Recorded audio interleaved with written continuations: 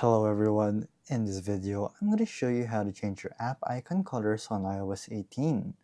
So here we want to change our app colors as we can see in the new iOS 18 updates. You've seen it probably in YouTube and you've seen it with other influencers. So here I'm going to teach you how to do it. So just long press your home page right there, press edit. From there you want to press your customize button.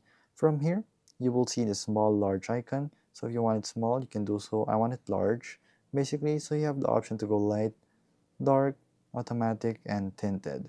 So the ones you can see that they changed their app icon colors on iOS 18 is this, the tinted. So you can choose one. So this is the gradient right here and the hue. So you can choose from your own liking. It's gonna bug, as you can see. It's not totally flawless yet because I'm in the beta again for Apple Intelligence. We'll see another video about that, guys. So if you want it pink, you can do so right here. And now you have changed the app icon colors on your iOS 18 in your iPhone. So the prerequisite of this, of course, is you have to have iOS 18 for this to work.